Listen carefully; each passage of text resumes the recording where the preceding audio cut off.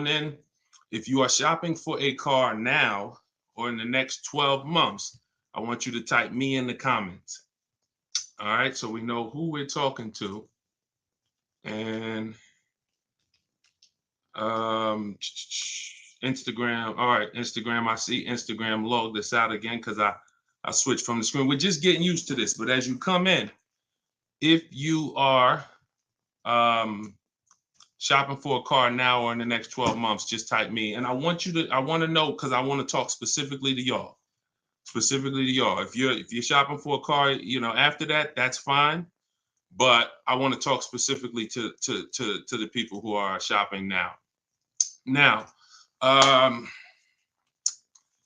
after you let us know if you're shopping, I want you to check in. Where we at?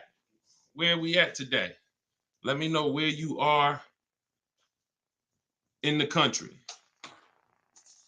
I like to do a roll call, check in. Where are we at in the country? Good to see you, Calvin. Good to see you, Catrella. Good to see you, Charlicia. Steeler Nation, St. Louis in the building. I see you. Okay. Hold on. Let me go here. TikTok. All right. Where y'all at? Let's okay. I see Dallas, Texas. I see Tampa. Hold on. I'm trying to see every Chicago, Illinois, VA Beach, Utica. I see you. Check in. Where we at today? Where we at this afternoon, evening, morning? Come on in. All right, we got the whole country on here. And we got the whole country on here. All right, I want to welcome y'all to Car Q&A with me, Deshone, the auto advisor. As you come in, if you could spend a minute or two with us, 5-10 minutes, an hour, you're gonna get a lot of value out of it. We're getting ready to do some rapid fire Q&A, and we're gonna be answering all types of questions about car shopping and what you need to know to make sure you're saving thousands on your next car and every car you get after that. So as you come in, if you're not subscribed, if you're not following, you will benefit from hitting that follow button. You will benefit from hitting the subscribe button because we're going to be doing this live show pretty regularly to make sure that you guys have access to all the information. So before we get into Q&A, I want to give people time to come in. I also want to finish up the housekeeping. My new digital book, Car Shopping for People That Hate Car Shopping, is now officially released. We are doing a 75% off sale. It's normally $97. It's a digital book. It has links to videos. It has links to my scripts. There's no guesswork in this, y'all. I want to give y'all a process that y'all can use for the rest of your life without having to worry about, I want y'all to be able to guarantee a success. So if you're on Instagram, you can go to the Instagram bio. You won't leave the broadcast. Get your 75% off because it's only available for a few minutes at 75% off. TikTok bio, and then Facebook and Instagram. Y'all can go to deshonesbook.com or you can scan the QR code. So let's go. Let's get your questions going. I want y'all to enjoy using that book. Get your 75% off and enjoy not reading it, enjoy using it. All right. So let me see. Let's start bringing in some comments. Where's our first question? Do I have to get financing? Oh, by the way, in a few minutes, y'all, I'm going to be giving y'all a very, very deep look into a game that's going to help you understand leasing versus buying. So in about 5-10 minutes, we'll start that game and you're going to love it. You'll never be confused on whether leasing or purchasing is going to save you more money after we play this. Do I have to get financing to lease a car? No, you don't. Whenever we lease a car, we are always using the dealer's financing department, their companies, the bank that makes the car. And because we can't shop for our own financing, how do we make sure that they're not marking up the interest rate on the lease multiple offers? There's no way for you to make sure they're not marking up the interest rate on the lease without multiple offers. That is what reveals the true deals when you're shopping for a lease. So there's no interest rate to shop for, but we must protect against interest rate markups with multiple offers because some dealers will mark up the interest rate and never tell you. They'll just give you the quote, and they're depending on you not shopping their competition to find out that they marked up the interest rate on the lease. All right. So when you get your offers, it's always with multiple offers. Shout out to the sharers. Shout out to everybody who's sharing the broadcast. If this is your first time on a live with me here, just type 1. Type the number 1 if this is your first time on a live. I'm near the end of a 3-year lease. Is it best to buy the vehicle or lease another? It's very rarely best to buy. Very rarely. Shout out to the first time viewers. Good to see y'all. Very rarely, if ever, good to buy your lease. I'm going to tell y'all why. Because when you buy your lease, you're buying a used car. When you buy your lease, you are buying a used car. That's all that's happening. So, being that you are buying a used car, you need to know if would I normally buy a used car versus leasing. And the only way it makes sense to buy your lease out is if you're keeping the car another 8 years. I'm going to tell you why. You've already had the car for 3 years. You've already had the car for 3 years. Most people, when you buy your lease out, you're getting another 5 or 6 year loan for the balance. So you're committing to 8 or 9 years of payments on the same car. This spills into bad lease deals. The reason we don't take 48 months leases on a lease, because we're paying too long on a vehicle that we're giving back. We never want to be tied up long term in a vehicle we're giving back.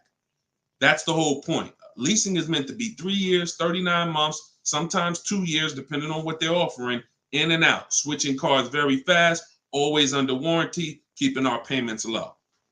Okay. Can y'all light up TikTok with the likes? Can y'all continue to tap the screen on TikTok? I see we got a few hundred people. We got about 400 people on total, all the broadcast. Could you actually hit that share button? Because I promise you, y'all, no one will ever get mad at you for sharing my page with them. I guarantee you that. In fact, my goal is to get them to thank you. Hey, thank you for sharing that. I like that guy's stuff. We try not to waste any time here. What about paying cash? VJ Live said, let me put this question up on the screen. If you're on, make sure you're subscribed on YouTube so y'all can see the whole thing, the presentation, when we share these numbers. We can't do that on Instagram and TikTok. So VJ Live said, what about paying cash? I have about 15,000 and I don't want payments, but they keep trying to push me to 20-25 grand range so I can have payments. Here's the thing. If you can find a quality car for 15 grand, great. If it's going to force you to buy something that's not, who's heard you always pay cash for a car? If, as you come in, thank you, Godhead. Shout out to the sharers. I see y'all. Who's heard always pay cash for a car? Type me in the comments. If you've heard always pay cash for a car, type me in the comments. I see y'all lighting up. Keep tapping the screen on TikTok. We appreciate it. Y'all lighting up the likes. Y'all can see where we at on the likes in the top left. Who's heard always pay cash? Right? 5150 times heard it. VJ Live said, heard it all my life. Now listen, bunch of Dave Ramsey advice. Now here's the real. Here's what I'm just telling y'all. We got a bunch of people on here, hundreds of you all say, yes, I've heard you pay cash for cars. Now there's two schools of thought here. One is no debt. Now if your philosophy is no debt, I'm not here to convince you to change your philosophy. Here's what I'm here to talk to you about. If your philosophy is I want to do what makes the most financial sense, then we'll have that conversation.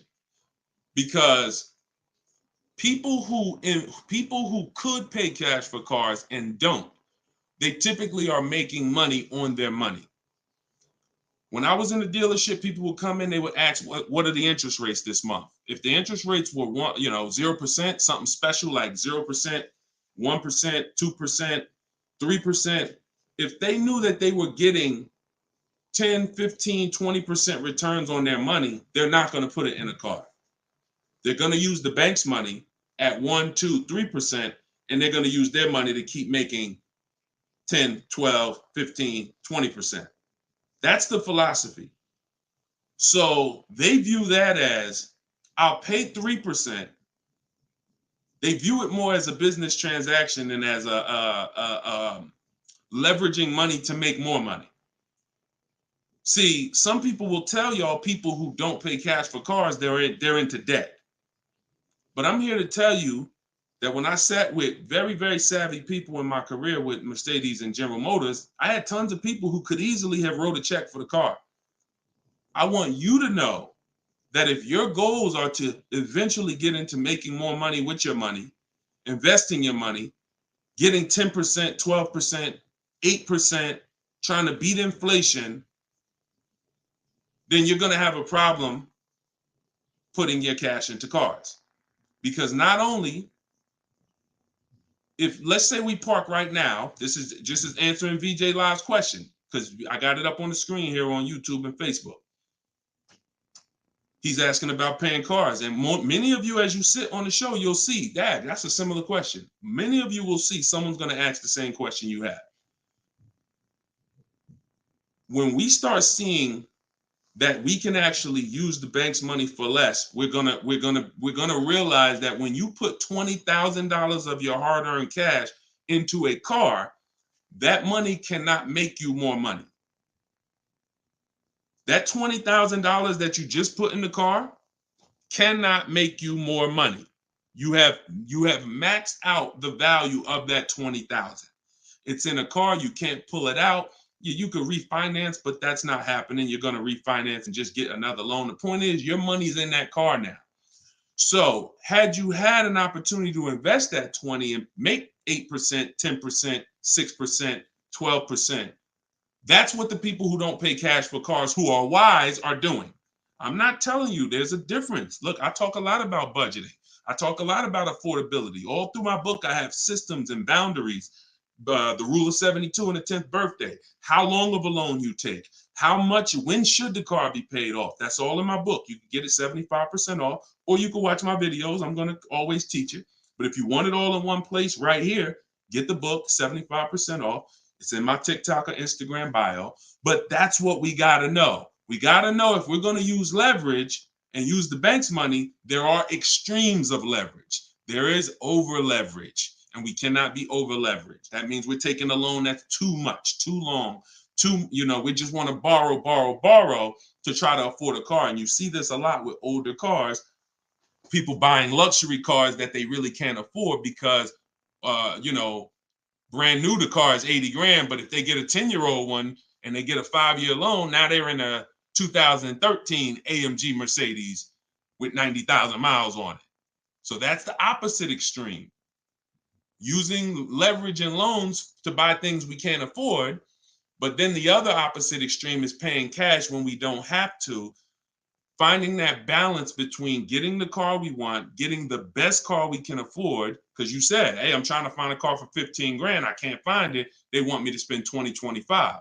Well, the name of the game is you better learn how to find if there's any cars out there for 15, you better learn how to find them. And you look everywhere, you look over all the marketplaces, and before you raise your budget up to 2025, we have something we do called the perfect budget. You got to go to 17 first. You don't go from 15 to 2025. You go from 15 to 17. See if I can find anything good for 17. Oh, I can't. All right, now I go to 19.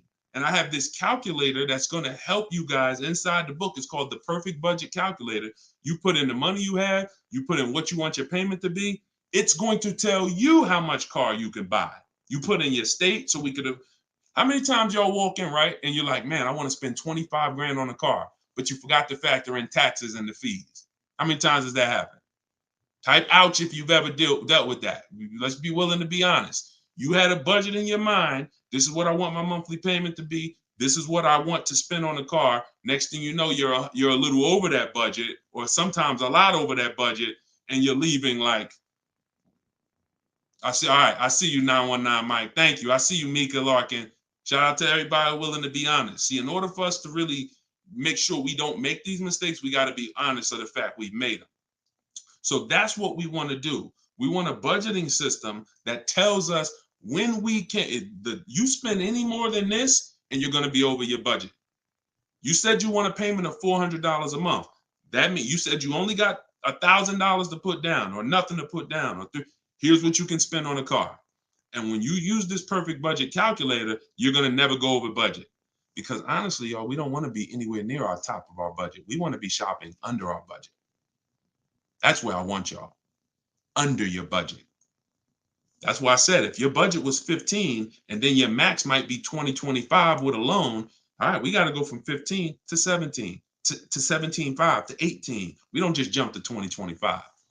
But we need a methodical system to do that, to help us do that. How do I get out of an upside down lease? Jose, you can only sell out of it. That's all you could do. You could sell out of it. If you, no matter what, y'all, who's in a car that they want to replace and they think they're upside down? They may have some negative equity. This is all in the book. I would really like y'all, the reason why I'm doing the 75% off, couple reasons. The book just officially came out, but I really want y'all not having to remember this. Yes, this live rebroadcast is going to be syndicated. So no matter when you're watching it, the information is going to be valuable and applicable. But I really want y'all to have the book so that you can actually reference the information over and over again. Thank you, B-Bad. Thank you for this info. Thank you, SJF Racing. So, all right. Yes, 25 goes to 30 real fast. Let me show y'all something, and then we'll continue. This is where we are right now on Goodreads.com. We're rated 4.94.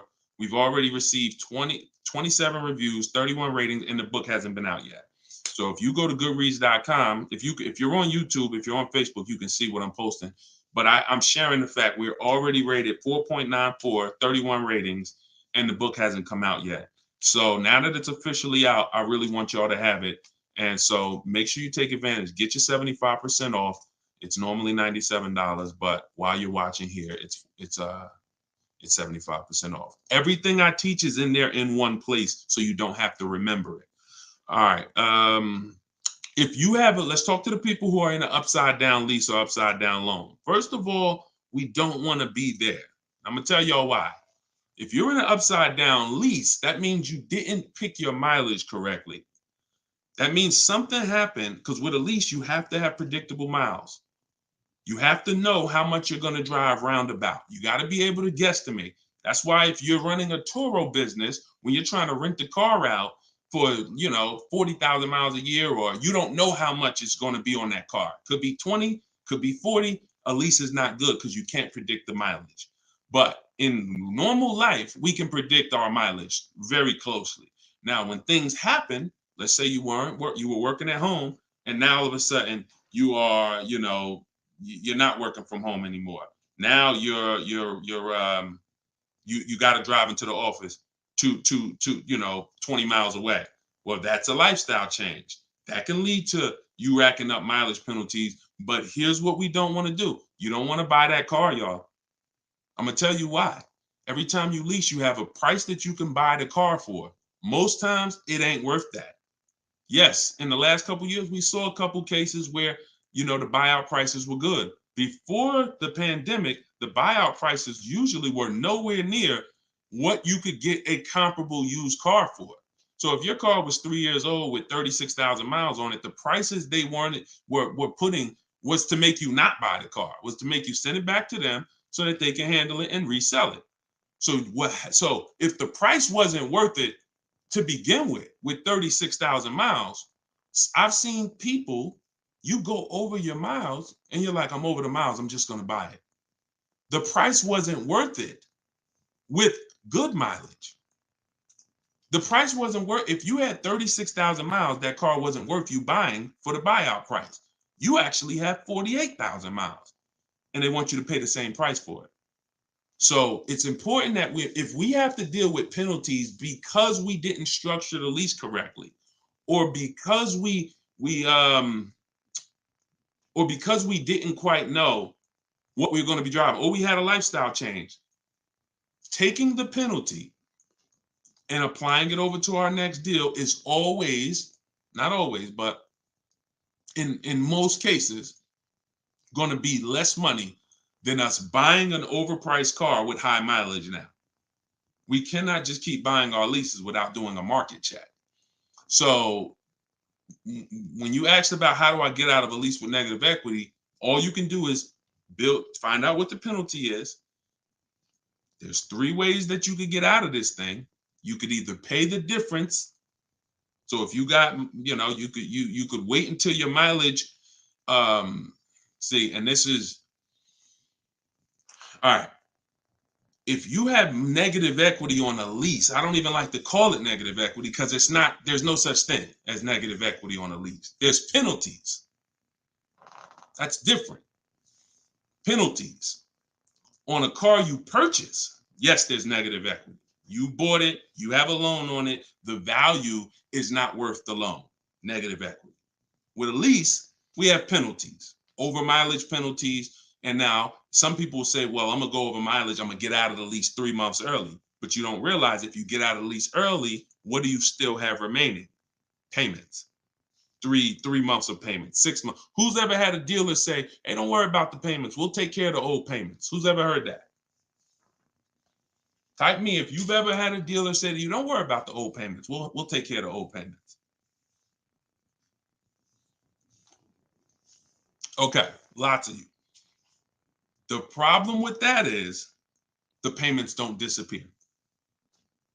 They always get rolled over to the next lease. They always get rolled over to your next deal.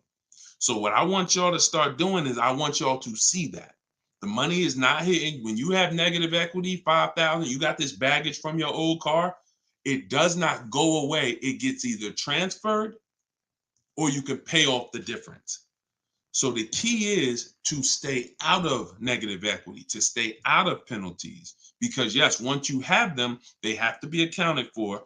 We got to find our great deal, and then we got to bring our penalties over on top of the great deal. That's all we can do. Now, you better try to see what your car is worth selling it, because you said you're over miles. You call your leasing company, you get your payoff, you find out what your cash offers are. Go to Vroom. Vroom's out of business. Sorry, CarMax, Driveway, Carvana, AutoNation, and Kelly's Blue Book Instant Cash Offer. You can go to Car Guru, Sell My Car Too. These are all people that give you cash for your car. That's what your car is really worth, what those companies will pay. Whoever's the highest bidder, we take that. See, what I'm teaching y'all, and some of you are going to get it immediately right here, right now. Some of you, it's going to take a while to get the fact that your money comes when your savings come when you start learning to make people bid instead of getting one offer. You get the most money when you start learning to make people bid. And so what you have to do is get multiple offers, find out what your car is worth. When you go on those websites, when they ask you, is it a lease, say no, because their websites are set up to where if you put it's a lease, it's going to automatically trigger that they can't buy it. But they can buy it. We've been doing this, y'all. I got hundreds and hundreds of members in Cars from Home University. We shop all around the country. You must put no when you're getting offers for a lease, because their computer is set up to automatically think that it's a third-party restriction and they can't buy it. But when you call your bank, you're going to ask them, do I have a third-party restriction? If they say no, then that means you can sell to anybody. But again, the way these companies are set up, they saw us making all this money on these cars, and the bank said, no, we got to do these third-party restrictions. And there was so many people going to those websites saying, oh, I'm about to sell my lease. And then they would get there, or they would talk to them and they would say, no, we can't buy it because it's a third-party restriction. So they just made their website default to we don't buy leases, but we do know if you don't have a third-party restriction, they can buy your lease. And it's very important for you to know that. And if you do have a third-party restriction, it doesn't limit the fact you can sell and make money. It limits who you can sell to. When you have a third-party restriction, they say what they're saying is you can only sell your car to a dealer that makes the same brand.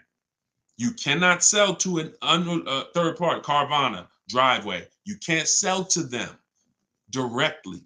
You can only sell to a dealer. So what does that mean? I see y'all lighting up the likes on TikTok. Can y'all keep tapping the screen? Let's keep those likes going up. I see it. I appreciate it. And thank you to everybody sharing. So when you are I just got off my point, but I know it was about selling. So multiple offers, y'all. This is all in the book, Car Shopping for People That Hate Car Shopping. Who has their copy? Who got their copy? We'll continue. We got about enough. We got some more time. We're gonna keep doing Q&A, but who got their copy of the book already? Who got their 75% off? I really want y'all using this. The book is affordable for everybody. Everybody. All right, especially at 75. Now it should show. Make sure it's not showing the 97%, $97 price. That's the normal price. I see you, 5150. Okay. All right. I see you, Jimbo. Okay. Okay. I see you, Diane. I appreciate you. Okay. And I want y'all to use it. Don't read it. Use it. That is like literally, it's an action guide. That ain't a book you read and then you have a bunch of things you got to remember. I'm walking you through the process step by step. And again, everything I teach is in my videos. So I don't hold back in my videos, but I do want y'all to have access to all the information in one place. If if you don't want to cycle through all my videos to try to find it. All right, is it worth buying a car from Carvana? That's a great question, Danny. It depends on if it's the best deal in the market. Danny said, is it worth it to buy a car from Carvana? Now, you can put anything in there. You can put Driveway, any of these online sites, online car buyers, online used car sellers. But here's the game that we avoid. We cannot shop from them exclusively, because here's what they try to do. They'll try to sell you a car based on variety. Hold on. My do not disturb should be on. My do not disturb should be on. So anytime you see,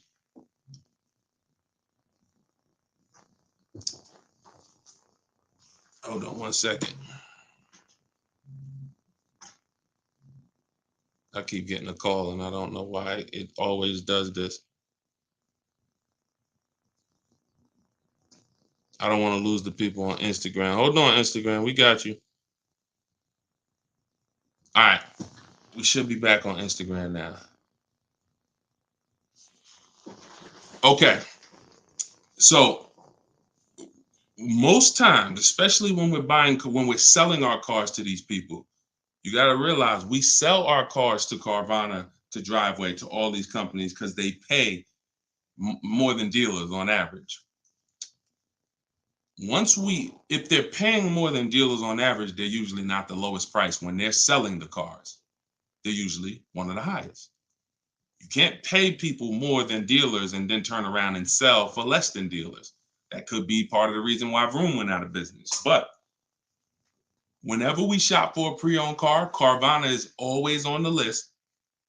Whenever we shop for a pre-owned car, CarMax is always on the list. Driveway is always on the list. Why? Because we shop everywhere there's a used car. You may have been trained to shop local with used cars, or to shop I only go to Car Gurus. Then you're missing the stuff that's on cars.com. You're missing the stuff that's on carfax.com. You're missing the stuff that's on Driveway. You're missing the stuff that's on CarMax. So we got it just the same way. If we were buying a baby stroller, we're gonna go to Walmart, right? .com. We're gonna go to Amazon, right? We're going everywhere, right? That's the same way we got to be when we're shopping for used car. Carvana is just one marketplace, and unfortunately, there are people who shop from them exclusively because they're like, "Oh, I just love Carvana. I don't have to go into the dealer," and they don't realize that one, you can buy, what I teach you won't be in a dealer more than 30 minutes, and also, if I'm not checking their prices, I'm gonna overpay, and I'll literally have I didn't have to go to a dealer, but I got a car in my driveway that I could have got for 5,000 less if I just shopped around the right way. I did just mention Auto Trader. Auto Trader's on our list, Alex. Auto Trader is one of our marketplaces. It's one of the marketplaces we shop on. It's just like a Walmart. It's just like a Amazon.com. Auto Trader is a big one. We definitely don't skip any used car marketplace. Now, we don't use Auto Tempest because Auto Tempest pulls and aggregates some data from other people's websites. They're not their own marketplace, so they can't get all the data. So that's why I don't use them. We just go direct to the marketplaces themselves, because no company has the rights to market everyone's product. And so as long as no company has the right to market everyone's products, the only way we're going to see all the product is by being on all the marketplaces. But I'll show you how to do this quick. This shouldn't take you more. Look, y'all, this is going to sound crazy, but it shouldn't take you more than 60 minutes, 90 minutes to get your best deal on a car. No, 90 tops. Tops. Not only do I want y'all saving thousands, I want y'all to save time. Deciding what you want shopping, test driving, that takes time. That's fun. Getting the deal, that should not take you more than 60 to 90 minutes when you learn how to get bids.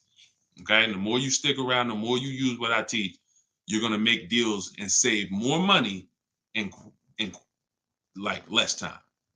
I don't want to spend more than 60, 90 minutes getting my car deal, and I don't. All right. Ivan said, planning to get a new car ASAP. What are the steps to prepare that you would suggest? Well, first thing is to know whether you're buying or leasing. Let's go into this game. All right, let's go into this game. Thanks for reminding me. Now let's this is a game that I've done this on in some master classes. This is also in Cars from Home University, my video library. So what I want to show y'all is I want to show y'all this game I like to call Who's Winning. Okay? This is why. Now listen, we get ready to make some people mad at some people. I don't want y'all to get mad, but once y'all see this, y'all are gonna be mad at some people who taught y'all bad information about leasing, and it's cost y'all money. This is always step one. Now I'm getting calls from Facebook. How could this is so weird. I don't get how the heck I have my phone on do not disturb and I'm still getting calls. That is so weird to me. Got to figure that out. So bear with us, Instagram. Instagram is always the one that has to bear with us, but all right. So this is what we're doing here. And look, go to YouTube or go to Facebook and watch the rebroadcast. Rob Rue said, where do I purchase the book? Everybody who wants to purchase the book and get the 75% off, if you're on Instagram or TikTok, go to my bio, click the picture of me, go to my bio, you'll see a link, and then you'll see 75% off. Grab it. You won't even leave the broadcast, so you don't have to worry. You'll be right here. You'll still be able to hear me. And then if you're on YouTube, or you could go to deshonesbook.com. If you're on Facebook, go to Deshone's Book, or you can scan the QR code. So what we're about to do, I'm going to ask y'all a question. We're going to go down the road and we're going to compare two different people here. People who buy a car and people who lease. This is step one. Before you think about how much you're getting how much you're going to pay, your budget, any of the things, do I have down payment? Before we think about any of that, I want y'all to know what the most important question is. That's leasing versus buying. So on this screen, I'm comparing a person who leases and got a brand new $40,000 Jeep Grand Cherokee 2024. Now, I want y'all to look at this if you're on Facebook and Instagram. If you're on Facebook or YouTube. This person with a good lease deal is paying $500 a month. $500 a month for a brand new $40,000 car. Now, the person who purchases, some of y'all know every $5,000 on a loan is about $100 per month. So if you're looking at a $40,000 car, you're looking at about $800 per month on a 5-year loan. Now, I got this person in here on a 6-year loan at $675 a month. That's how much this car costs. 6-year loan, 3.99%. $675 per month. Let me ask y'all a question. Looking at this screen, who's winning so far? Two people drive off the lot in a brand new Jeep Grand Cherokee. They have the exact same vehicle. One is white, one is gray. One person's paying $500 a month. They're leasing it. One person's paying $675 to buy it. $675 for 6 years. Who's winning, the lease or the purchase? Put L or P. We're just talking about, literally, we just drove off the dealership. You sitting in this car next to me. We got the same truck. I'm paying $500 a month. You purchased it. You're paying $675. Who's winning? The lease. Exactly. If you're saying purchase, you're missing it. You and me are in the same car. I'm leasing the same car as you for $500 a month. You're paying $675 a month. Same exact car. Who's winning? Exactly. See, Rob, and these are the things where we can't look. There is no, the purchaser is not winning. It's not no. It depends. We have to go straight up. We have to go straight up by the numbers.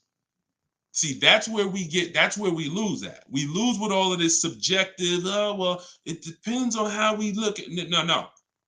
You're driving a 2024 Jeep Grand Cherokee. I'm driving the same vehicle as you. I lease it, and every month $500 comes out of my household.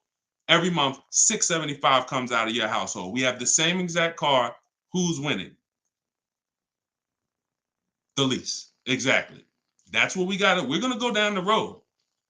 And listen, go subscribe to YouTube. Watch we're gonna syndicate these episodes. So you might be watching the syndication. It doesn't change the value. I want you to see that $500 a month coming out of someone's household is $175 less than $675. So the person who leased so far is $175 per month richer. Every month, the person who's leasing over here is $175 per month richer. Now let's go to the next slide. Now, 3 years later, person wants to buy. Person wants to buy. Now, here's the thing about the purchase. There's an amount you owe. On a 6-year loan, they would owe $24,000 at the end of 3 years. I've already done it. You can watch this. That's how much the balance on their loan would be. It would be $23,400. So that's the amount they need to break even on the car. Now, mind you, they've already spent $175 per month more than the person who leased. So they're $6,300 poorer. You can see they're $6,300 poorer. See, I want y'all to see that everything that you're doing when you're not leasing is trying to catch up to the person who got a great lease deal. Everything from the moment you purchase, you're putting so much money out into the car compared to the people who get great lease deals that now your only goal is to catch up to them. This is why this is step one right here. Go to YouTube, watch it on YouTube so you can get the whole view. So 675, 500. Now, this vehicle, y'all, is 40,000 brand new. What is a 3-year-old vehicle worth after? If it was 40,000 brand new? What is it worth after 3 years? 40,000 is a fair estimate 24,000. I tried to look at what I believe a fair estimate is for a 3-year-old vehicle resale value. If we purchase a vehicle for 40,000 in 3 years, when we go to trade it, 36,000 miles, is it fair that vehicle, a fair estimate is about $24,000? You're not getting 28. Let's be honest here. We're not buying a vehicle for 40, coming back and get 28 3 years later. So here's the problem. When we get 20, you're not getting 28. And don't let the last 2-3 years of having high resale values confuse y'all. Don't do that. You will destroy yourself. You don't want to. There is no class, Solomon. There is no class. This is the class. Just tune in and lock in. Like, this is serious financial education that is going to be simple if you just focus on it. If you buy a vehicle for 40, the average that you're going to see that vehicle when you go trade it in is you get about 24 on. That is going to be a good cash resale value. And that's what happens to most people. And as you can see, they still owe, if your vehicle's only worth 23,400, I mean, if your vehicle's only worth 24, but you owe 23,400, you're breaking even. This is nothing. Like, I've already spent so much more than the person leasing, and now when I go to trade my car in, I'm not even able to get enough money to catch up to them. I'm not able to I'm $6,300 behind the person who leased when you purchase, and I'd have to get all that money back to make it worth it to have bought. That's why, y'all, when you buy your cars and trade in, you notice how much you always worry about how much you're going to get for the car. Y'all notice that if you're a person and you buy your cars and you keep them 2, 3, 4, 5, 6 years, you notice how you're always worried about, man, that's all you're giving me for my car? That's all you're giving me? Nah, you got to give me more than that. You know who doesn't worry about that? Keepers.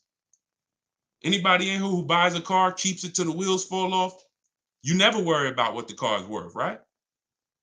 Because you're using all that value. That's what we do when we purchase. But here with a lease, you're always behind. If you purchase a brand new car compared to a person who leases, you're always behind. You can't catch up with them. You're paying too much money. So this is an intro. We didn't even talk about the fact, what if the person has an accident? And I really like wish that y'all could see this on YouTube. And can y'all see the screen on Instagram? I don't know. Are y'all able to see the slides on Instagram? I don't know what view y'all have on Instagram, but we're not talking about if the person has an accident. If the person has an accident in the car that they own, you lose two grand of your value. So the buyer is always behind. Now we can go down the road. When we go down the road, you'll see that eventually the person starts catching up, but it's only after 8 years. You can't catch up to somebody who's paying $175 a month less than you to drive the same car as you. That money just keeps adding up. And we were taught that we're supposed to purchase, but only if you're long term. That is when you purchase. 8 years, nothing more. All right, so I got to see how I'll probably try to do this and go deeper when I can get some. It's hard to do it because they can't, everybody can't see it. So just watch the replay of it, and you'll be able to see it. But this is the difference, y'all. Queen Mama said, "I'm a keeper and I need to break. I need a break from car payment." See, but let me ask you. Can I ask y'all a real question? Why are car payments the only payments we need a break from? Let me ask y'all a very real question, because car payments we need a break from, but we're okay with cell phone payments. We're okay with insurance payments. We're okay with car insurance payments. We're okay with, this is like a cost of living. And I don't have a problem when it comes to financially, I want to pay cash for a car, and I'm just going to keep my debt down, and I'm going to make sure that, the interest rates are high right now, so I'm not going to look to borrow. I'm just going to pay cash. That's fine. Paying cash as a savvy move is like, the bank's money is too expensive. I'm not investing. I'm not investing my money in anything. I'm just going to pay cash. But why are car payments the only ones it's the only payment we look and say, well, I want to avoid that. We don't do it with houses. We don't do it with anything else in life. And sometimes it makes us get a bad car because we like, oh, I'm just going to save up $8,000. I'm just going to say. Meanwhile, if we knew how to properly structure our deals, we can get the best car for our budget, under our budget. Because y'all know all cash is saved up payments, right? All people be like, oh, I'm going to pay cash. If you save up $20,000, that's just a bunch of saved up payments. Yeah, she said, I'm tired of house payments too. I understand. And again, if we have the cash and we can go and we can look, I'm going to teach you how to pay cash for cars if it makes sense. And if you have cash, that's great. We got to make sure we get the best price on the car. But at the same time, you need to know when it doesn't make sense to pay cash. If they're doing 0% financing on the car you want, why wouldn't we use the bank's money at 0% and let our money continue to make money, or continue to keep our cash free? So again, because there's nothing to justify it. There's nothing to make it make sense. Oh, I don't want car payments. I don't want any of the payments that I have in my life. But my goal is to get the best the best out of what I'm paying for. But yeah, it's a lot that goes into it. You got to make sure that those that's why y'all, we got to shop below our budget. I need a break from rent. Yeah, we got to shop below our budget. Look, when we let people talk us into cars that are above our payments goals, that are above our monthly expense goals, oh, now we get tired of them. But if your monthly budget was 500 and you went in and you left with a great car at 450, 425, you ain't really tired of that payment. You're tired of the payment, right? Like, you're tired of the payment that's 700 when you really didn't want to go above 650. Now you're like, dang, I'm paying 700 for this car. Dang, I'm getting tired of this. When you're under, you don't get tired when you're under your budget. You get what I'm saying? Does that make sense? Type I don't know, dollar sign, if that makes sense. We only get tired of payments when they're over our budget. When they're comfortably within our budget, we're never tired of them. That's why we're fine. So, but we got to learn how to get the best cars for our budget, and that comes through multiple bids. You have no idea, and then it comes through leasing versus buying, which is what we've been talking about in this initial thing. In this initial thing, I'll try to get everybody on one stream, where y'all could all see, because I really want to focus on the people who can see the slides. And because I know I could engage with them because they can see the slides, and then but it's people who can't. So that's all right. We'll continue to adjust. But you got to know, believe me when I tell you, thousands of people have learned that the biggest issue of affordability for the cars that they're driving was the fact that they didn't understand leasing. Leasing is going to get you 30, 40% more car for the same money when you learn how to get great lease deals. All day long. So if it's people who driving a daggone $50,000 car, they got a $900, $1,000, $1,100 a month payment. At the same time as people driving $50,000 cars, and look, this their payment. I'm gonna show y'all something that's gonna blow your mind. You can't believe that this is a payment on a car. Right here, look. Greg is in our Facebook group. He's in our Cars from Home University program. He said, my first time posting here. His MSRP on his car that he got, it's a Kia EV6 Win with the tech package. $56,275 car, y'all. $56,000. That vehicle, if he went in there and said, I want to purchase that, man, I'm not leasing nothing. How much is it? That vehicle is $1,100 a month on its best day. 5-year loan, $1,100 a month. If he stretches out the loan 6 years, maybe it's $1,000 a month. I don't ever recommend you go above a 6-year loan. When we get into structuring our deal, y'all gonna hear me talk about the rule of 72, 10th birthday. We don't ever want to go above a 6-year loan. It's very risky, and it's a sign of affordability. We can't afford the car. It's like a 40, 50-year mortgage. So the point is, if he walks in to get that car, he's leaving with $1,000 car payment. Same car. Look at what he got, y'all. Shopping multiple offers. The dealer that won the bid, his payment is $527 a month. $527 a month. He gave him first month's payment and he drove off. He said no other dealer came close. Some people may have shopped that car and said, Deshone, I was shopping a lease for that car. They was telling me it's $800 a month. Absolutely. That's normal, because the overpriced dealers that we don't buy from are going to take their shots. But in order for us to see that, wait, this car is not really $800, the best deal on this car is $527. We have to shop multiple offers. Now, it's not always going to be that dramatic, but I promise y'all, when y'all shop multiple offers, it's going to blow your mind. The best deal to the worst deal is going to be $3,000 to $5,000 different. And you're going to see that some of the dealers that you've trusted the most, that you've been buying from, maybe your family been buying cars from them, some of them may be the ones to take the biggest shot at you.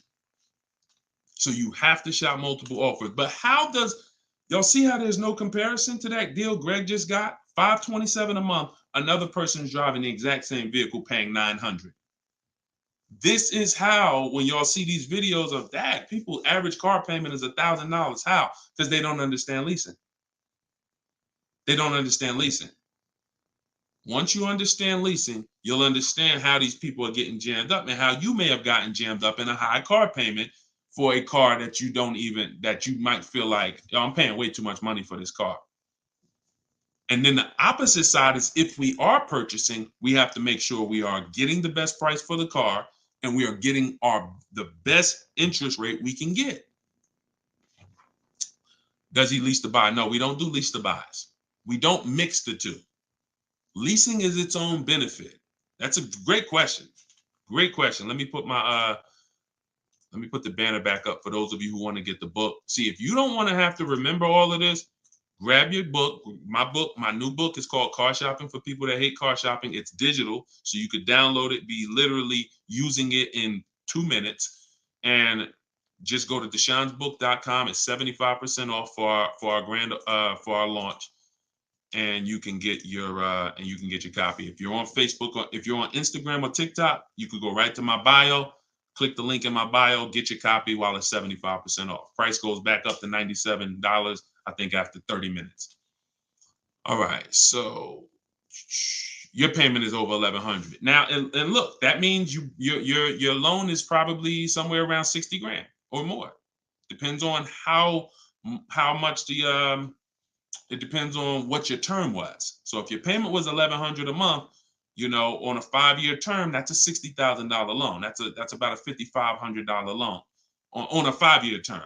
So you want to look at other ways to acquire that car. Is there a way that I could have been in this car for less money? Now, watch this, Gigaware, because he's being honest. My payment's is $1,100.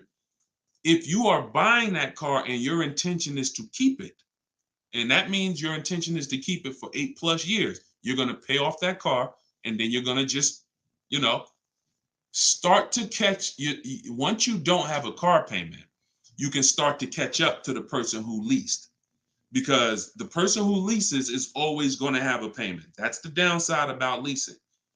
There is no opportunity for you to pay off the car, and you don't want to.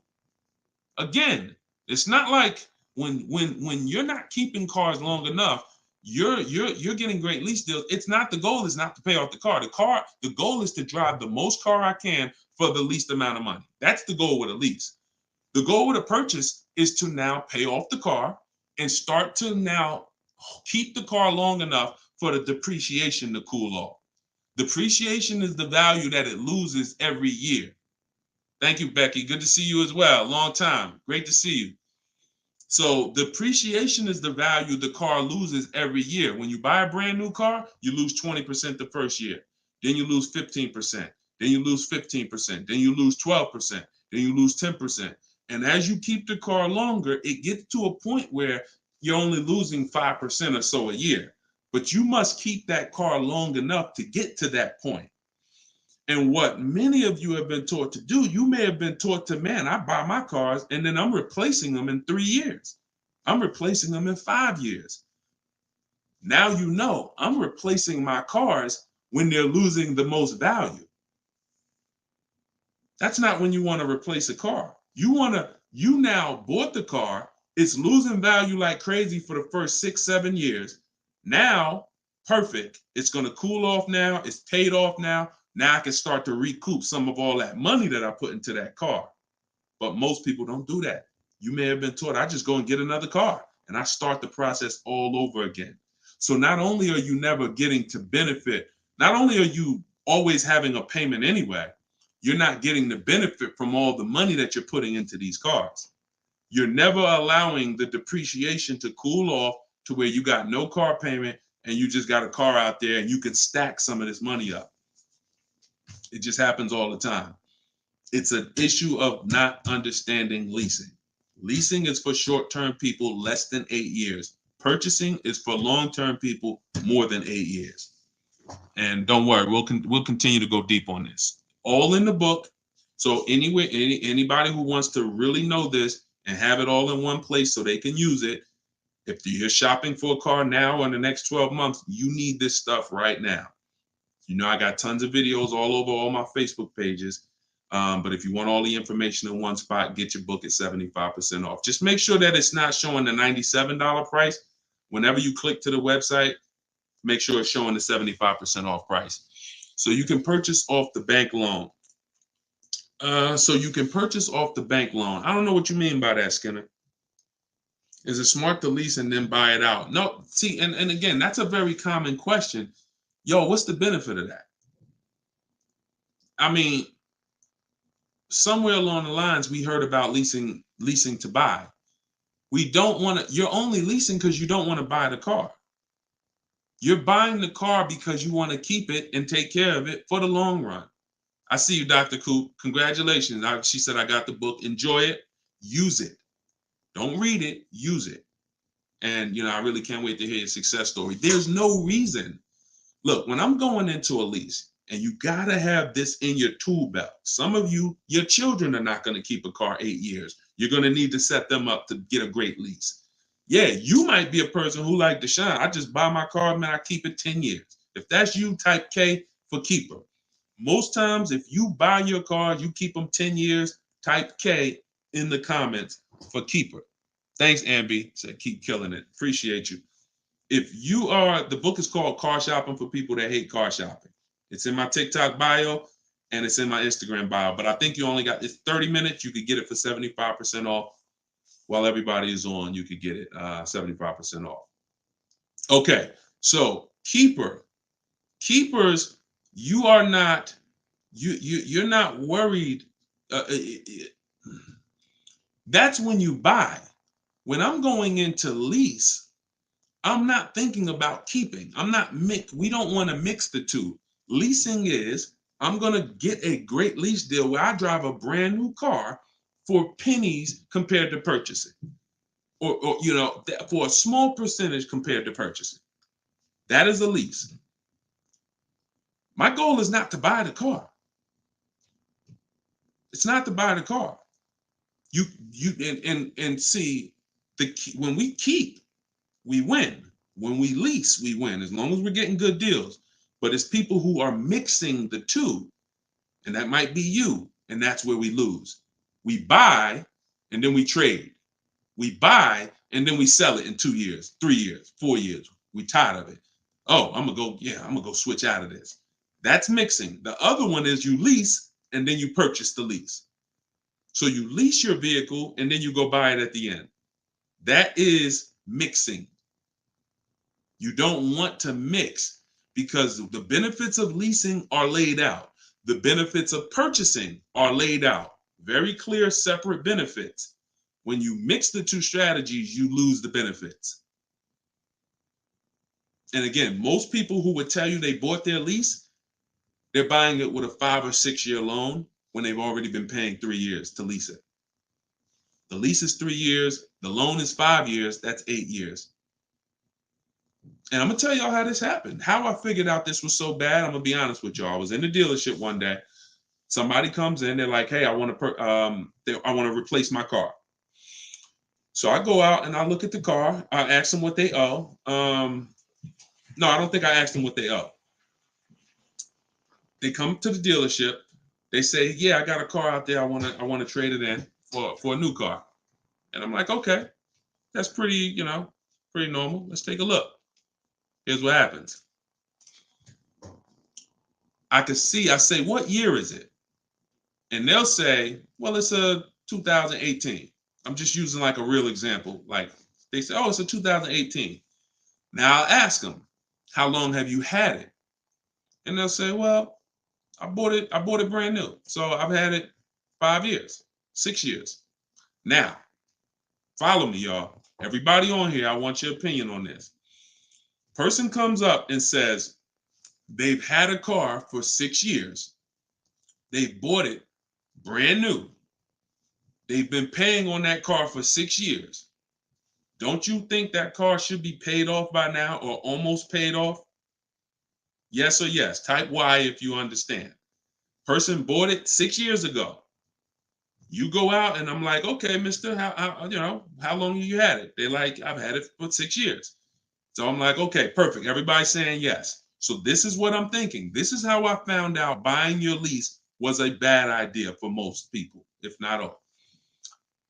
So I go and I say, okay, great. I see you're here trading. Now, in my mind, I'm already trained to talk to him about leasing because, thank you, Brent. I know you're here trading this car in 6 years. I want to show you what leasing looks like, and you're going to love that a lot better. You're not going to need this down payment. I'm going to be able to give you a check back for this equity in this car you got here. It's going to be all good. And I've helped some people do that. They come in and I show them the lease, and I'm like, you keep just trading your cars, but if you lease, here's what, boom, that you could do. And then I'll give you this, you get a big check back for your balance of your old car, all of that. So this is when it works, it's beautiful. But when it doesn't work, this is what it looks like. I'm like, I run and I'm like, okay, your car is worth about $15,000. Instagram just logged me out. Instagram just logged me out of nowhere. I don't know what happened. Let's see if I could go back. All right. So now when it doesn't work, so I go out and I find the used car manager may tell me this car is worth 15,000, and I'm like, okay, perfect. It's probably paid off. Great. He's gonna get like a check back for like almost all that, and then he's gonna have a low payment. He's gonna love it. So I find out when I call the bank, I say how much you owe. He says, well, I don't really know.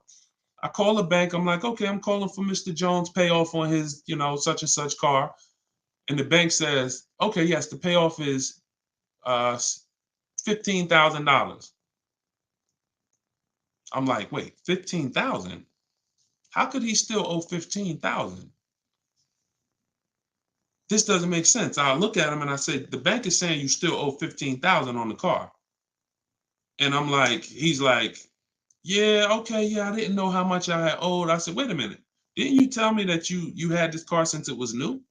Yeah, and you told me you had it for 6 years? Yeah. How do you still owe? And he said, oh, I leased it first, though.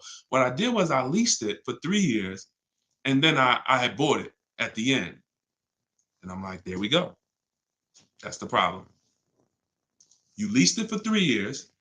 Most people, when they're buying their lease, they're going to put a 6-year loan on it, which means 6 years later, from the day you bought it, from the day you originally leased it, 6 years later, you've been making payments and you still have 2 more years of payments left. That's actually, I'm wrong. That's 9, 3 years of payments left. Happens all the time. So I literally, y'all, smart people on here, you'd never take a 9-year loan, right?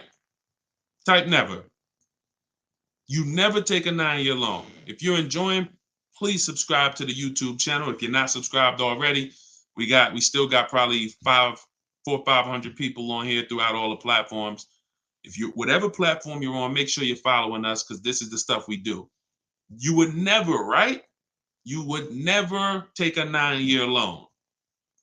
But the same adamant, we're adamant we'd never take a 9-year loan.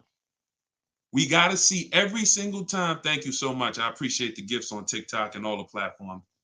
We got to take every time we hear about buying our lease out, unless we're going to pay cash for it, which is another discussion. But most people are not. They're going to take a 5 or 6 year loan out. So as soon as you hear lease to buy, as soon as you think lease to buy, I want you to think 8 or 9 years of payments on the same car. That's why it's a bad idea. That's why it's a horrible idea. Okay? Now, if you are comparing, we had somebody in our group yesterday who was asking about buying his lease out because he's going to give the car to his parents and because they're going to keep it long term. And the value of the car compared to the value of a similar used car is a great deal. That's different. Buy it. Because all you're doing when you're buying your lease is you're buying a used car. It's your car. I used to help people buy their lease. Hey, they come out of the office, we switch the plates because we got to re-register the car. And I'm like, okay, so how was it? Now they just signed up for a 5-year loan, 6-year loan on a car that they've already been in for 3 years. They're not really excited about it. I've had the car for 3 years. At least when you go buy a used car, you're excited about it. You're excited. Oh, nice. It's new to me. But when you buy your lease out, you're not really excited. Thank you, man. Y'all going crazy with these gifts and everything. I appreciate it. So these are the things, like what I want y'all to have. As long as you stick with me and you learn what I teach, you're going to have clear boundaries that you operate in that always protect you. That's the name of the game. There's clear things I do. There's clear things I don't do. I know I have rules. I have boundaries. And what I want y'all to get familiar with is the 8-year rule. The 8-year rule is the first rule. It says if you're not keeping your car 8 years, you should not be buying it. You can't outlive the depreciation. You cannot outlive the depreciation compared to someone who purchases. Now, it's too much to go deep on right now. We'll go deep because I know some people thinking, oh, Deshone, but if I pay cash for a brand new car, I'll pay less overall. Yeah, but if you pay cash for a brand new car, you're still laying out all the money. You're still laying out all the money and you're still trying to get that back. You're still, oh, I paid 30 grand, 40 grand, 50 grand. Do you understand that a person who leases that same car, what would you rather be? Big dog who thinks you're big dog because you're going to write a $50,000 check, or a person who comes in and says, I'm going to get that car for $500 a month. Do I want 50 grand coming out of my bank account going into a car, or do I want $500 every month? It's much more, it's a much more pleasant feeling to give a bank $500 every month to drive their $40,000 car than it is to say, okay, you want this $40,000 car, then you come give us a check for the whole amount and the taxes and everything. Now I'm taking the check out, boom. And again, there are situations where that's right, but I want you may have been somebody who's like, yeah, but I don't think it's right for me. And that's okay. That's okay. I'm not one of these people that's going to make y'all feel like you are wrong by using leverage and learning how to creatively acquire cars where it's a little bit of money coming out of your bank account every month versus what people have told y'all and how you should be buying cars. Thoughts about leasing luxury vehicles. It doesn't change, Dr. Doctober. That's a great question. He said, what are your thoughts about leasing luxury cars? Same principle, 8-year rule. I don't care whether you're leasing a G-Wagon, whether it's a Bentley you're looking at, whether you're looking at a Toyota Corolla, the 8-year rule is what applies. Because the 8-year rule takes into account the depreciation. If you look and say, that's a car I'm keeping for 8 years or more, you buy it. If that's a car you're not keeping 8 years, you're going to see you'll pay thousands less and drive a better car leasing it, even if you try to buy it used. So I'll need more than one broadcast to really go deep on this. I'm just getting familiar with how to use all of these tools where I can show you all stuff.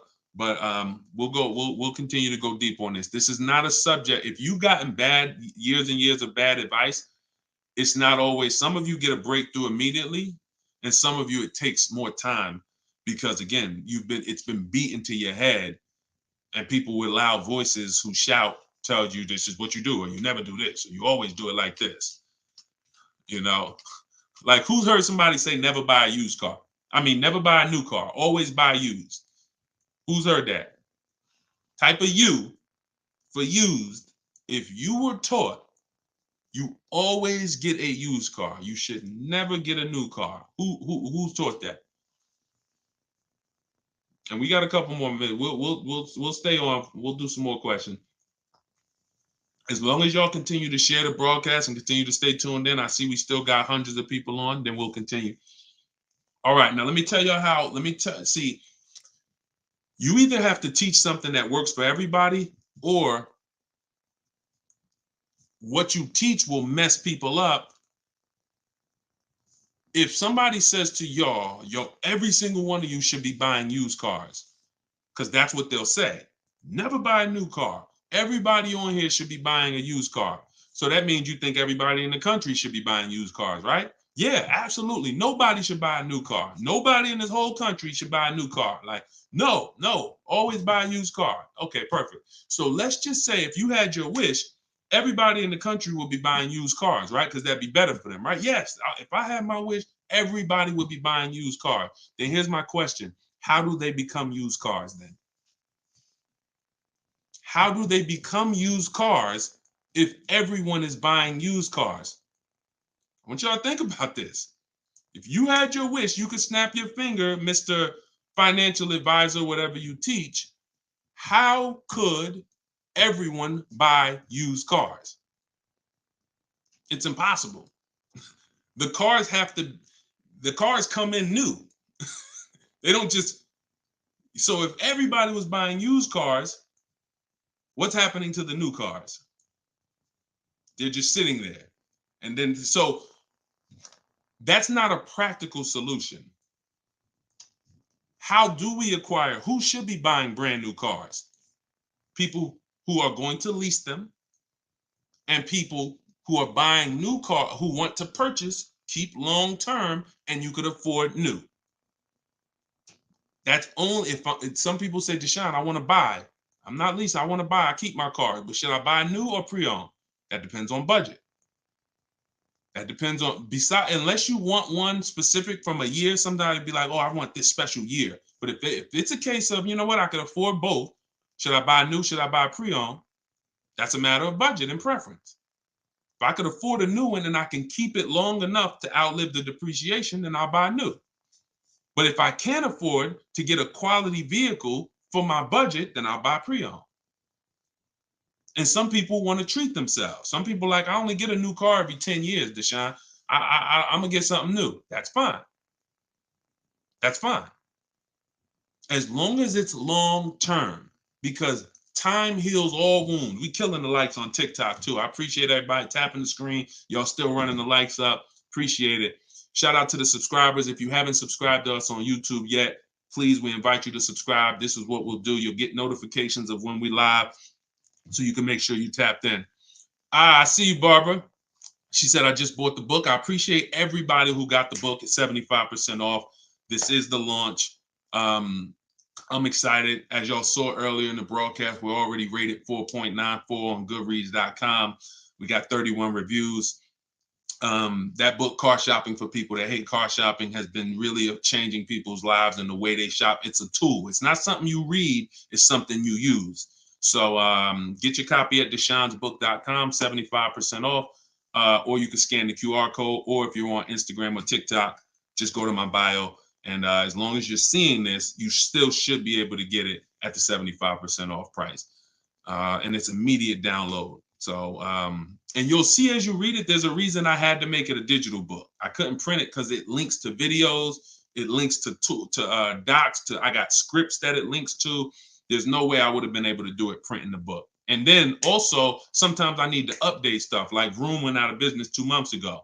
If I would have printed the book, now Vroom is, I need to be able to update real time when something happens, and I couldn't do that with a print book. I didn't want thousands of print books out there, and then something changes, and now I got to tell people, oh no, you got to get volume 2 now. You know what I'm saying? Thanks, Angelina. All right, so Dr. Coop says, I have a paid off Toyota. I don't want to trade it. Should I have a down payment? You don't need, look, if you can find a deal on the vehicle you want below your budget with no down payment, then do it. You said you have a paid off Toyota. You don't want to trade it in. Now, here's what I ask people. You put the vehicle to use, because if you're going to go and get another vehicle, then you're going to be paying for that vehicle. You don't really want, the only people I recommend have an extra vehicle is if you're a high mileage driver. Who's a high mileage driver? You're driving over 20,000 miles a year. Over 20,000 a year, type HM for high mileage. These are the only people that it benefits you having a paid off car like this. So sometimes it's worth it to buy your car, pay off the first car. And here's what I like. All right, so we got a lot of high mileage drivers watching right now. So I have a strategy in the book, and what you'll hear me talk about is really 2 routes for high mileage drivers, so that y'all can stop having all this negative equity when you come in to replace your vehicles. What typically happens with high mileage drivers, and the reason I suggest to them 2 cars, 1 car payment, is because they're putting so many miles on their vehicle, but your loan is a normal loan. Your loan is a 5-year loan or a 6-year loan. Those loans are made to go down for the normal or average driver. And even the average driver is going to have negative equity on these loans in the short term. So when you are destroying the value of your car because you're putting 20,000, 30,000 miles a year on it, it's going from being worth 20 grand one year to now it's worth 12 grand the next year because you put 30,000. You're destroying the value of it, but the loan that's attached to it is not moving. This is the indicator that the loan and the purchase price or the value of the asset is totally unrelated. They don't matter. That's why you have to make sure you get a good price on the asset. You can't just pay attention to what is my loan doing, because your loan doesn't tell you what you're really in the car for. So check it out. You now are putting all this mileage on your car. You come in 4 years and you're like, hey, you know what? Car got 200,000 miles on it now. Let me go ahead and trade this thing in. Problem is, 200,000 miles, you still got 2 years left on the loan. You still owe 15 grand. You still owe 12,000. You still owe 20,000.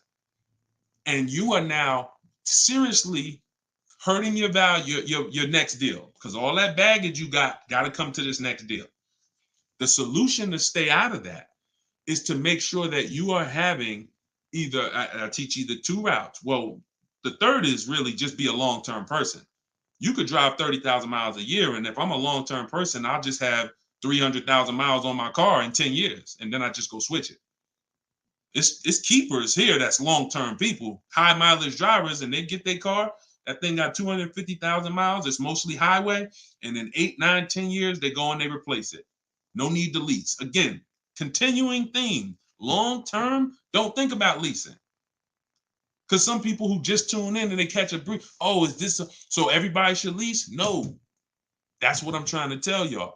Long-term people, long-term purchase, you buying a car for your kid in college and they're like, yeah, I'm gonna keep that thing for 10 years, man. You know I'm boring. Great. But most kids are not. They're like, hey, when I get my job, when I turn 24, I'm probably gonna want something different. So if you're not a long-term person, you should be purchasing. But I mean, you should be leasing. But going back to the high mileage, y'all, this is how it works. The 2 strategies for high mileage drivers is to have one separate car, you pay that thing off, and now that becomes your mileage car, and you go and lease a nice car. This is beautiful. This prevents you from having 2 car payments, and this allows you to have a nice car that you're not destroying. So you pay off that first car. If you're going to go this route, your first deal is a purchase, because you're going to get that first car, pay it off, could be new, could be used, but it must be quality. Pay it off, and as soon as that car is paid off, now I go lease my nice car. So I might be putting a high mileage on that first car I'm buying, but once I go lease my nice car, now I got a payment over here, my nice car is over here, and this is what I take out to dinner. This is when I want to go out and have a good time. I don't want a car that I'm just always putting, 30,000 miles a year on. Now I split it. And this has allowed so many high mileage drivers to continually be able to predict what they're going to put in these cars, because now they can't. You cannot predict how much y'all are spending on these cars, high mileage drivers. Y'all are losing so much on resale value. Your loans are just so high and they're moving slow. You don't know how much you are losing, but I break it down for you. It's thousands. You can't destroy the value of a car and then go trade it. It follows you. So that's one strategy. Second is a high mileage lease. Second is straight up. First time I experienced this, I had a guy came in and he was bringing back a lease with 75,000 miles on it. And I asked him, I said, man, I didn't even know. And that's my ignorance. I was selling cars and I didn't even know that was available. And I said, let me ask you a question. How long you been doing these, like, what do you do? He's like, I'm in sales. Like I do 25,000 miles a year, every year. I said, okay, wow. And you lease your car? He said, yeah. Because I already know what a good lease deal is. I just didn't really take into account back then.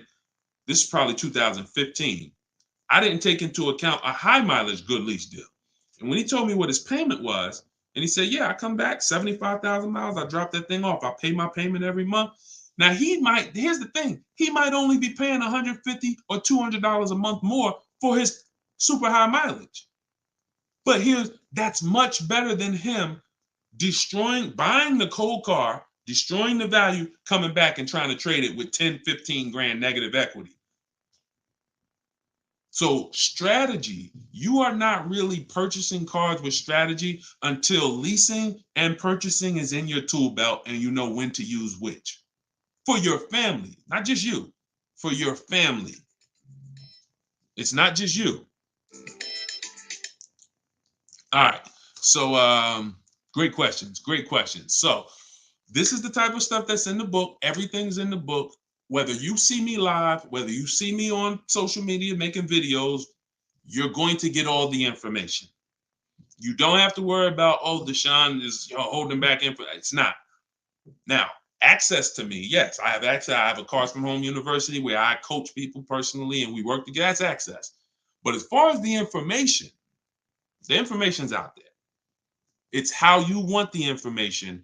We'll get it to you anyway. If you want it all in one spot, get the book, get Car Shopping for people that hate car shopping. Download it now. It's 75% off. Scan the QR code or go to deshonesbook.com or go to my Instagram or TikTok bio and get your 75% off copy. But other than that, you don't have to worry about not having the information. See, what y'all have had to deal with is how do we make great car deals? How do we not pay penalties when we don't have the information? But now the information's here. It's here for you. It's just you got to decide, how do I want the information? Do I want to look through all Deshone's videos? I got a video on every topic. More videos to come. They're not in order, and they're for different people. Some of you are going to purchase used cars. Some of you are going to lease. Some of you are going to buy a new car. Some of you are going to pay cash. Some of you have good credit. Some of you don't. So throughout all those videos, you got to sort through that. In the book, you're only following one path. When I do videos, when I do a book, it's like one path. Let's stay focused so that we can keep you on track. That's why it's step by step. Yeah, that's how the book is designed. All right, how do you purchase a vehicle without proof of income? That's tough. You need other things that are going to weigh. That's a good question. So if you don't have proof of income, credit profile gets you approved, not credit score. So proof of income is usually only required when you have a lower score or you have a new company, new business, and they need some type of way to, try to, make sure they're going to be all right recouping their money. How is this car going to be paid? So if I didn't have proof of income, then I got to work on credit. Or I got to have a lot of cash. And even then, what's the reason we don't have proof of income? Once I know that, I could better explain. What's the reason we don't have proof of income? Seems dealers don't care about mileage if you release with them. That's now good time. So now watch this, y'all. This comment just came in. We'll still cycle through all the comments. We got another a little while in this hour. We're getting through as much as we get through. It's good time on YouTube said, seems dealers don't care about mileage if you release with them. Absolutely a mirage. I asked y'all earlier, who's had somebody a dealer say, oh, we'll take care of the old payments. We'll take care of the mileage penalty. It's absolutely not true. And since 2006, here's the only time, shout out to y'all running the likes up on TikTok. I appreciate it. Y'all keep running them up. Thank you so much. Shout out to the sharers. Because everybody who shares good information, just hit the share button wherever you're at and share with somebody if you're in this sharing. So I've never seen mileage taken care of, ever. No program, no bank, no leasing company, and we've done thousands of transactions. I've never seen a leasing company say, we'll forgive mileage. Never. So that does not happen. Mileage penalties let's say we calculate a $2,000 mileage penalty, that gets rolled over to your next lease deal, and we're working that lease deal with that $2,000 accounted for. So whatever the deal is we're working you, now, perfect, here's what it is, make sure that $2,000 penalty is in there. You pay for that. Now, in some cases, very rare, There's loyalty programs where they waive some payments. Mercedes used to have this, it's since gone away, and they didn't have it on every vehicle. They didn't run it every month, where if you lease another Mercedes, we'll cover 3 of your old payments. So you could get out 3 months early, no penalty, but it had to be waived. Since I got into the business, I've heard dozens of people sitting around me say, we are going to be waiving those, but we're going to be taking care of those payments. Mm-mm. Are you waiving the payments? Oh, what do you mean by that? Are you waiving the payments? See that, and we when you ask them that question, I don't want you to even go in looking to get out early. I rather you know what your deal is, so you can shop from home the way I teach, where no one has to reveal that information to you. No one is. If you got the right strategy, you're never putting yourself in a position where someone can lie to you without you knowing it. So if you go in the old way and you go into one dealer and say, hey, I'm looking to get my, new lease and I got like penalties, and they'll say, okay, we'll take care of it. That's putting yourself in position to be lied to. Oh, we took care of that. We built in the payment. Yeah, all the payments are taken care of. This is your new payment. Mm-mm. When we shop, when we take control of our deal, that's not something someone's telling us. That's something we already know. Because when we're over on mileage, we always want to see how much can we sell the car for. I was over mileage on my Jeep, sold it, still made money. Still made money. There's plenty of people who go over on their mileage and can still sell their lease and make a lot of money. Even if they break even, they avoid the penalty. So first is always to do our equity assessment and see how much we can sell the car for. And if we can sell it, we avoid the penalty. And then we're choosing payments. Do we get out early? Do we make the payment? You see, when getting out of your lease early, unless you sell the vehicle, y'all, you can't get out of your lease early. You're breaking a contract. So I don't want y'all I don't want y'all using language or comfortable with language that cost you money, because you've heard people say this for years. Oh, I'm just going to get out of this. No, you're going to get out of it and you're going to pay penalties for that. So because they've taught us, or you've been taught, oh, you can get out, no problem. You call the dealership, hey, you know what, y'all? I bought so many cars from y'all. I know I'm supposed to keep this lease for how many years? It's supposed to be 3 years, Mrs. Johnson. Okay, yeah, but I think I'm ready for something new already. All right, well, when can you come in, Miss Johnson? See, they're never gonna say, just so you know, Miss Johnson, if you break the lease, the penalty is gonna be, pretty significant, because you contracted for 3 years and now you're getting out. So we're gonna have to roll over probably about $3,000 or $4,000 or $5,000 to your new lease. So no, they'll just come in, get you in, and all right, here's your new payment, Miss Johnson. You don't realize that I'm paying $100 more for this car than I could have been paying if I just waited. But because you've been taught to be a payment shopper, it doesn't matter to you. But somebody who's financially savvy, who's like, man, I don't want that extra $100 coming out of my house for the same vehicle. You're not going to do this. So we cannot ever believe what dealers say about penalties, about, oh, we'll take care of that. We find out, can we sell our car to avoid the penalty? Or if I can't, I either got to pay the payments and get out earlier, or I'm going to stay in it and just take the mileage penalty. That's not a bad idea most times, y'all. Sometimes people will call and say, yo, I'm going over mileage. And I say, okay, well, based on how you're going over, you'll only be over by like 2,000 miles. That's only $500. Oh, I thought it was going to be more than that. Nah, you're going to be over by 2,000 miles. Just, wait till the end. And then when you get your new car, build that 500 into the deal, and that's it. Or just pay the $500. Because very rarely are people, oh, I was supposed to drive 36,000 and I'm doing 100. That's just, wait, something went wrong here. What the heck happened? I can see you were supposed to do 36 and you did 40. You're supposed to do 36,000 miles, you did even 45. Maybe you got a different job. But I mean, how we have to structure our leases right, so that if you know you're a high mileage driver and you take a 10,000 mile a year lease, shame on you. Like, we can't do that. We can't do that. We can, and then some people, oh, I'll just buy it at the end. You're killing yourself. You're killing yourself. The residual value, you're going to put a ridiculous amount of money on those, or a ridiculous amount of mileage on that car, and you're going to buy it in 3 years with 90,000 miles on it for the same buyout price that was estimated from your 10,000 mile a year lease. They estimated this buyout price is for a person who brings the car back with 30,000 miles on it. Here's the price. And then you bring it back with 90 and you pay the same price. Oh, I'm just going to buy it because I went over on the miles. No, killing yourself. You're realizing the loss. So again, this is why we want to be in your life. This is why I'm doing my best to be in your life so that you can avoid these things. Anybody who really wants to have somebody, like we're set up. We've been doing this for 3 years as far as a company, providing education. So, I mean, whether it's hundreds, thousands, dozens, we're set up to make sure that everybody who wants to protect themselves and get the best deals are able to do it. Paula, got my book. Phenomenal. Use it. Everybody that got the book, thank you. I appreciate you, brother. Thank you so much, Lord. I appreciate you.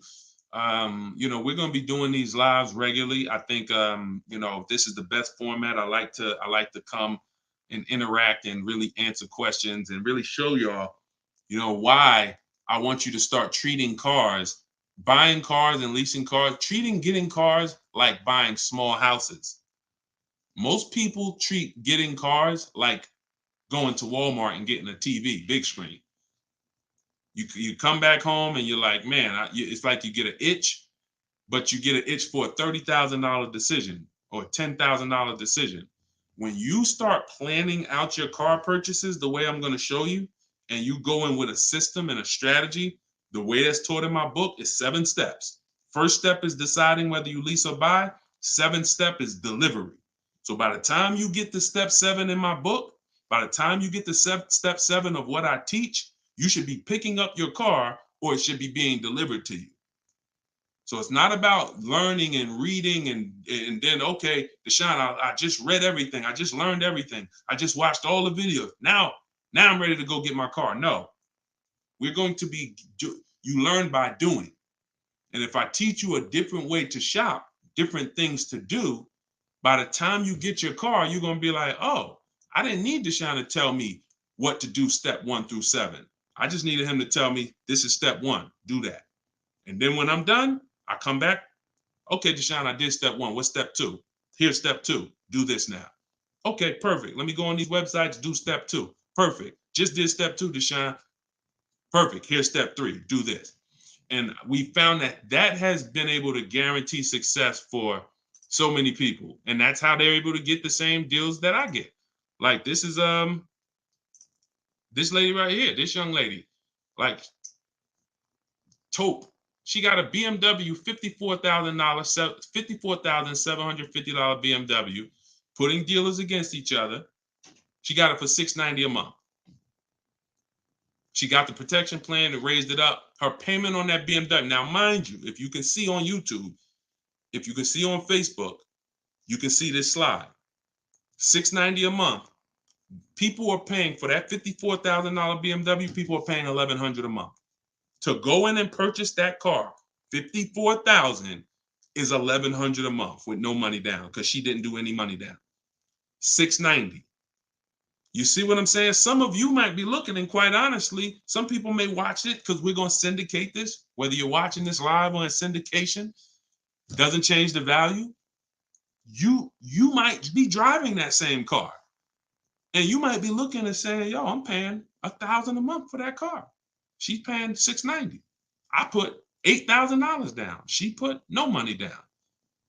We can't compare. You think Dave Ramsey, God forbid, and look, shout out to Dave Ramsey. I love what he teaches in terms of financial literacy. I love that he teaches people to invest and build for retirement and make sure I love that.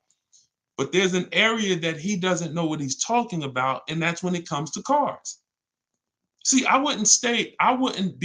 look, credit is a big part of what, it has a lot to do with me helping you. Y'all don't hear me teaching credit.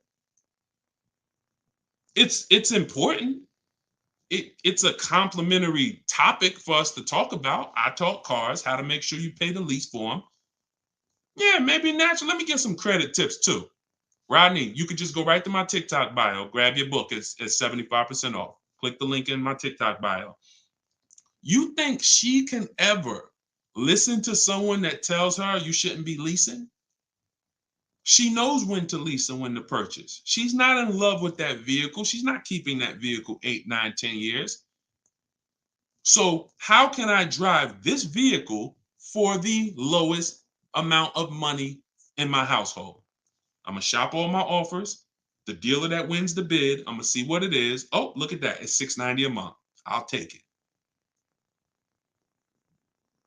This is how we are going to keep thousands of dollars in our household. As things continue to go up, I need you guys to be spending, I need you not only to be making sure your cars are below your max budget so that every single month you're not growing tired and weary of your car payment. That means it just needs to be below your max budget. And then the second thing we need is to make sure that you are driving the best possible product for that money. You could be below budget and look at what you're driving for the money, and you're like, yeah, I'm below budget, but could I have gotten a better car for this money? Could I have gotten more car for this money? And I'm here to tell you that when you understand leasing, you're going to see there's no comparison. $690 a month for a daggone $1,100 a month vehicle to purchase. So short term, less than 8 years, we always lease. We never purchase. Now, in another episode, when we start talking about, in another segment, we'll talk about overpriced leases because every lease is not equal. Y'all gonna learn. We can't. Every lease deal, even when you learn to shop, you must learn to shop. You must, because some 80% of dealers are overpriced on their leases. 80% of dealers who gave Tope a quote, let me come back from this screen. 80% of dealers who gave a quote to this young lady, Tope, on her BMW, were a lot higher. Some of you even saw it on the video. It said it when she wrote it. It said, man, all these other offers were a lot higher. That's how it's supposed to be. So you can't go back and forth with one dealer. You must reveal the best dealer, the best offer through multiple offers. So that's what you do. And you do that whether you're leasing or purchasing. And when you start doing that, you'll understand. That's in the book. That's what I teach. Bids. One-to-one negotiation is dead. I want y'all to eliminate one-to-one from we never do it. Because you cannot do that with any other item and win. You can't do it with jewelry. You can't do it with groceries. You can't do it with televisions. You can't do it with houses. One-to-one negotiations, you lose every time. You must see multiple options, multiple offers, and then we pick the best one. And what you see is that's gonna be done with loans we get, cars we buy, and cars that we sell. We don't trade. So, all right, yeah, this has been great. I need her contact. I don't know what you I guess y'all having a conversation. I didn't know what y'all needed contact wise. All right, let's see. Is buying and selling a car a good hustle? I'm not really teaching people how to buy and sell cars because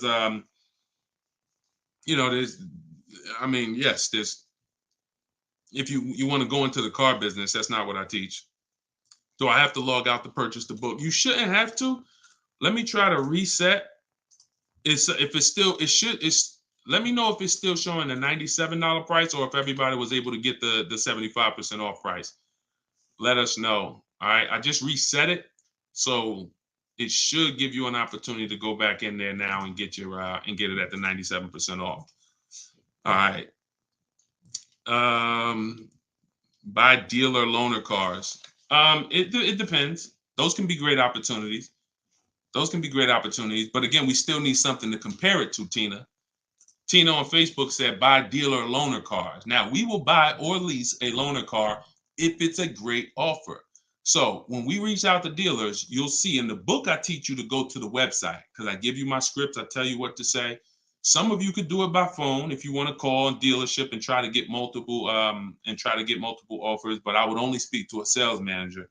And even then, you got to just make sure that you but only speak to a sales manager. But the point is, if they have a loaner car, it needs to be so much better than what I could get a brand new one for. So if, for instance, if the dealer that wins the bid is offering me $3,000 off on a brand new one. But a dealer with a loaner car is only offering me $3,000 off or $3,500 off, and it has 3,000 miles on it. I'm going to go with the brand new. But if I don't have anything to compare it to, then I might think 3,000 off is a good offer for the loaner car. See what I'm saying? See, price assurance. Price assurance is when you guarantee. I want y'all, listen, if you want price assurance, type PA in the comments. You want this every time you make a deal. Price assurance means I guarantee that I paid the lowest price that I could have paid. That's called price assurance. I want you to understand, some of you have been, though, is that possible with cars? That's what I want you to move from now on. I never want you to make another car deal without price assurance. How do you get price assurance? Multiple offers. It's the same way you get price assurance when you're buying groceries, when you're buying, spaghetti sauce. I know I saw enough offers to know there was nothing out there less. Not, I went in, I looked at one brand and said, I gotta have it. I like those. And it was $1 off. And I thought see, price assurance is the best thing with a car, because you literally can look at all these offers and say, this is the best one. It's amazing when you realize you're the prize. Some of you be like, man, I haven't been treated like I'm the prize. I know, we're gonna change that.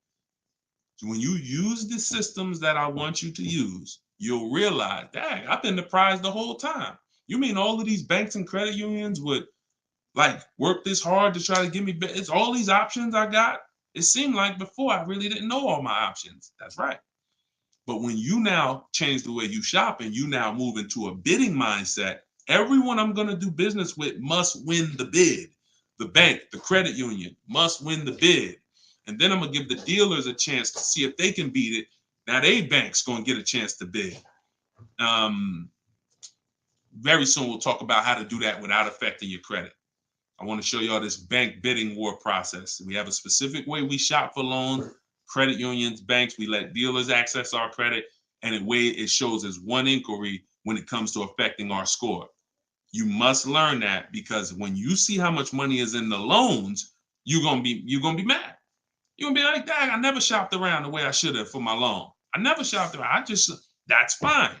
No, there was no one to tell you. Now there is someone to tell you that if you have a $30,000 loan and the interest rate is 5.9, if you could have got 4.9, that'd have saved you $1,000. You get what I'm saying? If you have a $50,000 loan, 1 point on the interest rate, say you $2,000. So we must imagine if you could get 2 points lower, say you $4,000. So we are excited to try to get money off the car. We're going to be just as excited to make sure we're not giving that money in our loan. The banks are not loving us because we don't want the banks to like us. We want the banks to say, man, we barely making any money on this loan, but we'll take it. You don't want the bank to say, oh, every time they need a loan, they just come right to us. They love us. Give them 5.9. They don't ask no question. Give them 6.29. Give them 7.2. Whatever. They're not gonna shop. No, we don't want that. So, all right, y'all. So I will be back for another segment. These are the things we're gonna continue to do. We'll be live on all 4 platforms.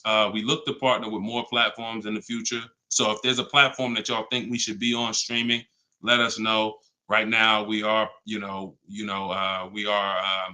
Facebook, Instagram, TikTok, and YouTube. So it's been great. We had probably, consistently 400 or 500 people on here. And so if you want to get your book at 75% off, as long as the timer hasn't come down, you should click the TikTok bio. Name of the book is Car Shopping for People That Hate Car Shopping. If you Google it, you'll see it's already rated 4.94 on Goodreads. We have 31 reviews. So we're on our way to being a 5-star bestseller. And it's really the people using it. So I want you all to use it. Get it for 75% off. Normal price is $97. Download it immediately. Start to use it. If you're on YouTube or Facebook, you can scan the QR code and get your copy, or go to Deshone's book. Yes, Mandy. Facebook is the same handle. Deshone the Auto Advisor on every channel, whether it's YouTube, Facebook, Instagram. It's always Deshone the Auto Advisor. So we'll be back to answer more questions. We'll be talking more about leasing, but we'll be talking more about deal structure, shopping, how to check and make sure cars are reliable. There's a lot of cars going out here with bad reliability ratings, bad longevity ratings. So they are not the cars that we need to be buying for keepers. We got things we got to look out for, y'all. Like this is the tip of the iceberg. We're buying a car to keep. You know how many people have bought a car, it wasn't quality? We didn't check longevity. I thought I was going to keep it 8 years, 10 years, but car started giving me issues, transmission issues at 80,000 miles. I didn't know that. We got to make sure we're checking these things. We got to make sure we look into every, so we'll break this down step by step. I'll be going over my system, my 7-step system, and just going deep with pieces of it and answering you guys' questions. Borrow against your money in the bank. Yeah, that's fine. Whatever gets you the biggest net return, Tina. She said, I don't get loans. Borrow against your money in the bank. As long as, just whatever gets you the best net return. I'm just here to tell you that interest isn't the only loss on money. Opportunity cost is a loss. When it comes to financial, if you were taking a class on finance, opportunity cost is real. If I could have put my money in something and made 10% on it, but my money was in a car and I didn't have that money, and that money is losing me 10% in the car. So let's just say I put the 20 grand in the car, and then every year that 20 grand is worth 2,000 less, then I'm losing. It's a negative 10% return every year on that 20 grand. When I could have had that 20 grand somewhere getting me 10%, use the bank's money at 4%, and now I'm still at a net positive when it comes to, am I richer at the end of the year? Am I richer at the end of the month? So I just say that to say we've been taught when it comes to finance, we just talk interest. Oh, I don't want to pay interest. I don't want to pay interest. But I'm here to make sure everyone knows the total package of why people who don't pay cash for cars, who could afford to, who literally can write $100,000 check for anything they want, why they don't. See, I'm not interested in, I'm interested in why the people who could pay cash for cars choose not to. And it's not what you've been taught. It's not because, they just love debt. No, these people have paid off houses. So these are the things that we're going to be talking about. So, and again, all in my book. If you want it all in one place, grab your copy. But yeah, this was a great segment. We will certainly be back. Always a pleasure. And just make sure you're subscribed so you do get notifications when we go live. Make sure you're subscribed on TikTok. Make sure you're following so that when we're live, you can jump on because we're going to be doing this a lot. All right. I'll see y'all soon. God bless everybody.